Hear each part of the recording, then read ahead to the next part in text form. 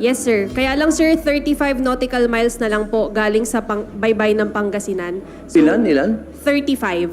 So, Okay. sobrang lapit na po niya, sir. And doon daw po kasi nagtatapos yung 9-dash line ng China. So, medyo palapit na po sila ng palapit yung mga hinaharang. Your reaction lang, sir.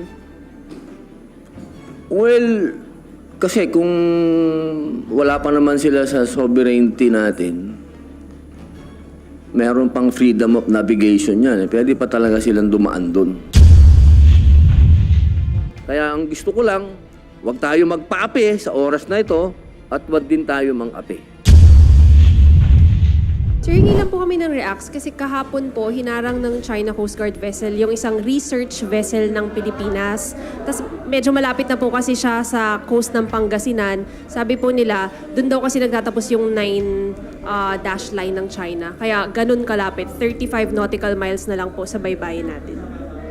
Sorry ma'am, hindi ko masyado madinig. Opo, hinarang po yung research vessel Ng Pilipinas. Ano po to? Ano, BIFAD? Ano po? Namria, sir. BIFAR? Namria po. Namria.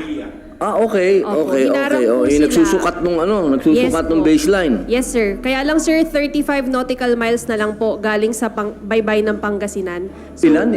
35. So, Okay. sobrang lapit na po niya, sir. And doon daw po kasi nagtatapos yung 9-dash line ng China. So, medyo palapit na po sila ng palapit yung mga hinaharang. Your reaction lang, sir.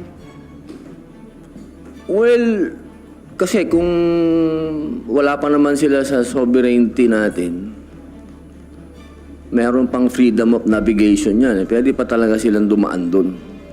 Ang tanong lang doon, ano bang ginagawa nila doon? Hinarang nila yung ating research vessel. Yes, sir. Malabo yun, ha? Anong ginawa nung ating research vessel? Nagpaharang ba siya? Sir, parang 8 hours sila na standstill doon. Hindi pa po malinaw kung bakit sila hindi gumagalaw. 8 hours. And then, eventually po, tumuloy na sa Bajo de Masinloc yung research vessel. Tapos binuntutan pa rin po sila ng China Coast Guard. Hindi, ganun naman kasi kahit nung ako din nagpunta doon, noong 2020 yata ako nandun, o 2021. Ganun talaga yung ginagawa ng mga Chinese Coast Guard, tsaka yung Chinese militia. Talagang haharang sila sa iyo. Pero kami, hindi kami nagpaharang. Kami ay, ating to, ba't kami haharangin nyo kami dito? Kaya tumuloy-tuloy lang kami hanggang sa nakarating kami dun sa pupuntahan namin. Dapat ganun lang ang maging, huwag tayong magpapaharang. Atin yun eh. Ang kailangan lang dito talaga, at ang ipinakikiusap ko din lagi sa ating mga kababayan, itong bagay na ito, hindi naman po ako nagbabago ng posisyon, kasi yun pa rin ang posisyon ko. Kung ano yung sinabi ko sa hearing, yun pa rin ang posisyon ko ngayon. Ito, malinaw na pag sinabi natin na paglagpas ng 12 nautical miles, yun ay tinatawag nating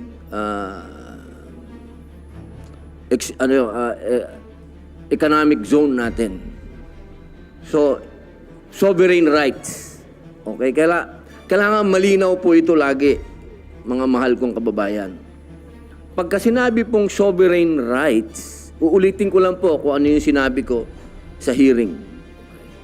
Pag sinabing sovereign rights, may karapatan po tayo doon sa mga nasa ilalim ng tubig na yon. Pwedeng isda, pwedeng gas, pwedeng oil. Economic zone natin yon. Exclusive economic zone. Pero hindi po yon sovereignty. Hindi pa po tayo ini-invade. Wala po yon na tayo ay sinasakop na. Kasi wala pa naman po sila doon sa 12 nautical miles.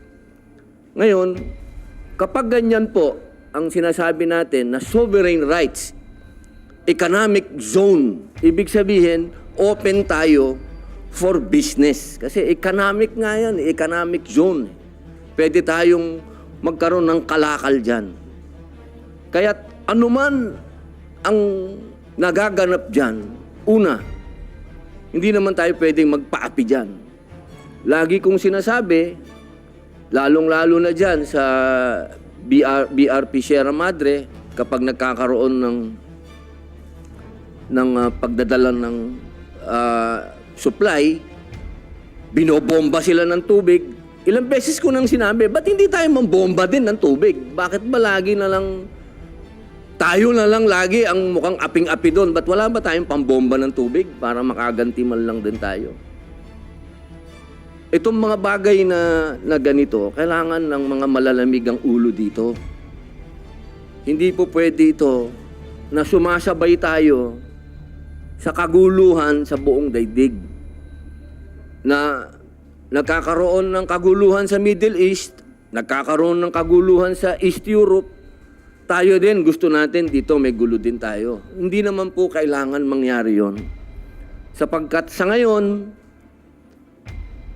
easy yan, ibig sabihin, yan ay economic area yan, pwede tayong magnegosyo dyan, magtulungan tayo dyan, ilan ang kapitbahay natin dyan, ilan ang may claim dyan, ilan ang bansa na nagsasabing pagmamay-ari nila yan, ba't hindi tayo magkaroon ng pag-uusap at umpisahan natin magnegosyo dyan, mag-business dyan. Huwag tayo sana,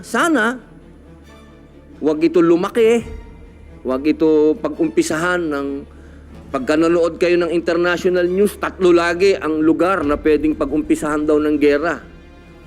Sasabihin dyan, Middle East, Europe, at kasama na tayo, Pilipinas. Ang pakiusap ko lang po, mga mahal kong kababayan, anuman ang hinaharap natin, kailangan po tayong maging handa. At kailangan nasa likod tayo ng gobyerno. Kasi yung mga sinasabi namin dito, opinion lang namin ito. Pero sa kaduluhan nito, kung ano ang posisyon ng gobyerno, yun ang oposisyon. Siyempre, susuporta tayo sa gobyerno. Kung ano ang sinasabi ng ating Pangulo, yun ang gagawin natin. Alangan naman magkontrahan pa tayo sa oras na to. Pero ako, sinasabi ko sa inyo, mula nung hearing hanggang ngayon, isa lang ang posisyon ko. Diplomasya. Daanin natin ito sa usapin ng diplomasya. Dahil ako, naniniwala ako, magkakapitbahay tayo. Kailangan ayusin natin yung kapitbahay natin. Ayusin din tayo nung kapitbahay natin. Maayos natin ito kung tayo ay babalik sa usapan. Kaya yung mga ganyan na paghaharang-harang sa inyo, mga kababayan, huwag kayong pumayag. Pwede naman kayong umiwas. At nagawa ko yan. Hindi ito kwentong kutsero na sasabihin ko sa inyo, ito gawin ninyo. Hindi po. Ginawa ko yan. Ako mismo nagpunta dyan. Ako mismo nakipaghabulan dyan sa mga Coast Guard ng China, sa mga milisa ng China. Kami mismo hinarang. Pero kami, hindi kami nagpaharang. Hindi rin kami nagpabomba ng tubig. Talagang magaling lang yung kapitan namin. Kaya ang gusto ko lang, huwag tayo magpaapi sa oras na ito at huwag din tayo mang-api.